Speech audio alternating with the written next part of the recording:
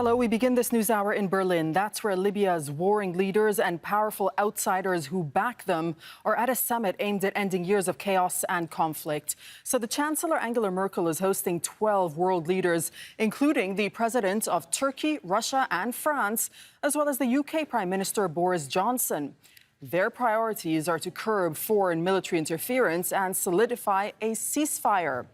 Well, Russia's Vladimir Putin met Turkey's Recep Tayyip Erdogan earlier on. They back rival sides. Russia supports warlord Khalifa Haftar, while Turkey is helping the UN-recognized government Haftar is fighting against. Their previous ceasefire efforts have broken down. We have been trying on a number of occasions to have a ceasefire agreement signed. The National Government of Accord signed a ceasefire agreement. Yes, it wasn't signed by the other party led by Haftar.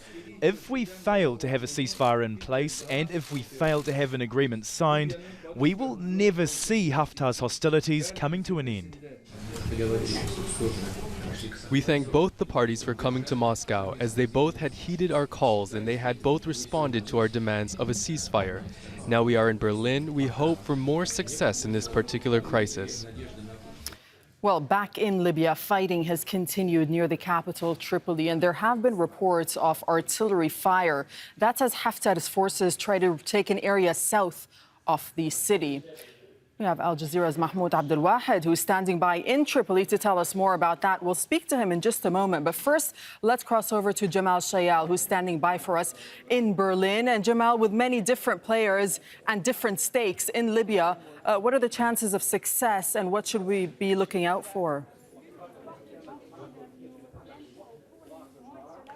Well, it depends what you mean by success, really, Doreen. I mean, if we're looking for some sort of solution to this civil war, essentially, that's been going on for several years now, then that's close to impossible from this meeting. If we're looking for maybe at least the outline of a political process that might get us closer to finding some sort of a solution, then yes, there is some sort of reserved optimism that is being expressed. But let's look at, some of the signs that have come out. For example, both the Prime Minister of the UN-recognized government, Fayez Sarraj, and Khalifa Haftar are in Berlin. However, the Prime Minister refused to sit down on the same table with Haftar, saying that he cannot sit down with somebody who essentially has the blood of Libyans on his hands and continues to break the ceasefire that was agreed in Moscow several days ago. But this is as much about the countries that are not Libya, essentially as much about the players that aren't Libyans as it is about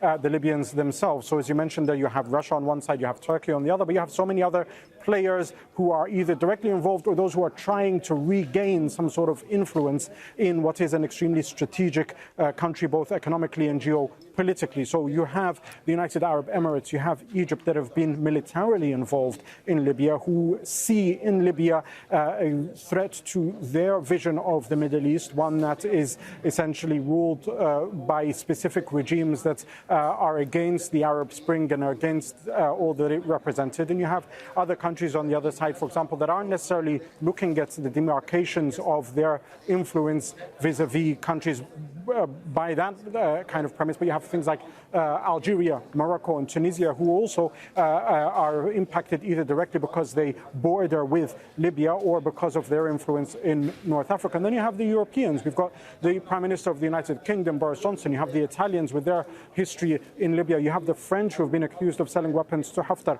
They're trying to regain their influence in Libya through this conference as well. So all of this taking place, all of these different cards being played by the different players, how they're going to come about to some sort of a solution, we're waiting to find out, but that's all happening behind closed doors. All right, so once they open these doors, Jamal, what should we be looking out for? Talk us through the next couple of hours. Well, we've got these draft resolutions that have been coming through, and let me kind of read out a couple of them. Some of them are expected, where they say, participants reiterate their commitment to the sovereignty, independence, territorial integrity, and national unity of Libya. Obviously, cynics would kind of laugh at that, considering that participants have actually been actively supporting different sides in a civil war and have been, they are foreign countries, and therefore that integrity and national unity and sovereignty of Libya is brought into question. But let's look at the more significant ones here.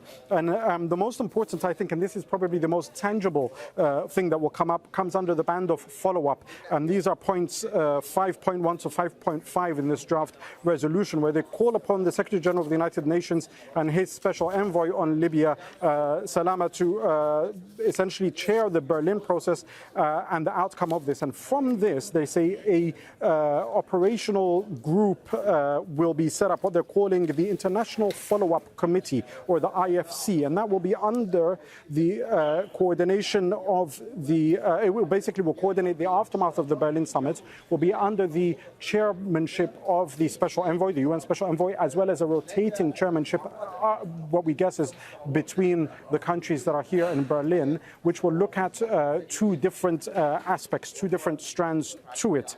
One of them will be looking at the political process, and the other one will be looking at essentially the de-escalation and the de-arming of the different factions and so forth. But beyond the regional implications, and as or regional players, I'm sure we'll hear from Mahmoud in Tripoli. Darine, remember how many weapons flooded into Libya in the Arab Spring with the fight against Gaddafi. Remember the makeup and the social fabric of Libya in terms of the tribal factions that exist. All of that further complicates the situation and makes it such a tall task to expect some sort of a solution, notwithstanding all the different parties and all the different countries from China to the United States trying to agree on some sort of way forward. Okay, Jamal, thank you for that update from Berlin. We're going to put some of these points to our senior political analyst, Marwan Bishara. He's joining us here in the studio. Hi, Marwan. And just to pick up on what Jamal was saying, that last point in the draft communique that I have right here. So they're calling on the creation of an international follow-up committee in order to maintain coordination in the aftermath of this Berlin summit going on right now. Is that achievable? Is this a good step? I think it is, and I think it is a good step in the sense that this is the logical step, because one thing is to say I want ceasefire and I'm having a ceasefire. Another thing is to talk about a long-term truce, as was envisioned from the United Nations early on, meaning you need an extended time of a certain ceasing of fire up and until a political process can mature, allowing for whatever it is, either reconciliation, a new constitution, establishment of a national army, and so on and so forth. So it's not enough to depend on the whims of the parties for a ceasefire. You need to take certain logical steps, including exchange of prisoners, including a special commission that will have an oversight over who is respecting the ceasefire and who isn't, about suggesting and implementing a number of confidence-building measures. All of that is necessary in order to allow the process to endure and for a political process to begin. Here's the things, the draft communique also, some of the headlines that are coming out of it are they're calling for a ceasefire, they're calling for an arms embargo and a return to the political process. Is this any different from the political agreement that we saw back in 2015 with the Khairat agreement? Does this build on that, or is this a new framework altogether? Well, I mean, you would hope it builds on that, but the problem is that since that was agreed on, and especially over the last year, there was a certain complicity, a certain appeasement to a warlord that basically fought against the Khairat agreement of 2015. And in fact, the foreign minister of Morocco spoke to our sister channel, Al Jazeera Arabic, explaining why and how this figures in terms of the 2015 agreement. Clearly, the Europeans and the Russians and others have started to appease the renegade General Haftar against the recommendation of the United Nations that there is a UN-recognized government in Tripoli. And I think that appeasement, that complicity with a warlord is the thing that allowed the war to continue over the last 8 months. And it was only, and this is the thing that we all need to bear in mind as this process takes hold, is that this is all started with Turkey. When Turkey decided, against the complicity and the appeasement of many of the partners, the Europeans, the Russians, certainly the Egyptians and others, and said, look, we have a United Nations recognized government, and no one is supporting it. And we, the Turks, are going to support the United Nations recognized government against the onslaught of a warlord called Khalifa Haftar that is not necessarily recognized neither by the Sarraj or any other process that is legal and recognized internationally. And that Turkish move, plus, of course, the Russian complicity, stirred fears and anxiety among the Europeans who for a long time, many months now, thought, you know what, well, let's just leave it to the warlord. We'll have another Sisi of Egypt in Libya that can guard our interests, that can ensure the flow of oil, and that can fight terrorism and stop the refugees for us. And hell with democracy and human rights in Libya. Well, the Turks disagreed. They moved in, and since then, we have a whole new dynamic. Whether this dynamic will copy the Sarraj, or it will bring in a whole new process that takes in consideration the changes on the ground remains to be seen. My sense is it will take in consideration what's going on in the ground. You might have a new dynamic, yet the facts are that you have many different players supporting different players on the ground, and they have varied stakes in Libya. From what you've seen in the past couple of weeks and the movement when it comes to Libya, are these gaps getting any closer? So do you see any chances of a breakthrough from Berlin? I think that's a great question. And I'm not sure I can answer it in a minute or two, but clearly, I'm not going to give a random, well, let me give a random figure. Let's say what drives the various parties there, the non-Libyan parties in Berlin, is not Libya.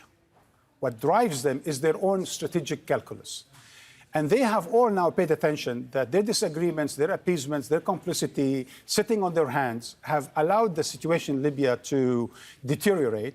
And now they're going to move in to try to consolidate. So the French and the Italians, who disagreed, now are agreeing. The Germans and the French, who were more or less sitting on their hands, now they're getting up and doing something. The Turks and the Russians, who were standing on the different sides of the equations, have come together in Moscow and decided that they will work towards a ceasefire because it does serve both of their interests. So there is some consolidation for the time being, where their different parties are seeing that they all have a stake in calming the situation in Libya, and for all of them to have a stake not in the deterioration, but they could have a stake in the reconciliation in Libya. And that in and by itself is a good thing. Okay, Marwan Bashara, thank you very much. Well, let's find out what's happening on the ground in Libya and bring in Mahmoud Abdelwahed now. He's joining us from Tripoli, and we are hearing that there may be some fighting ongoing in the south of Tripoli. Mahmoud, is the ceasefire that's meant to be in place actually holding while these talks go on in Berlin?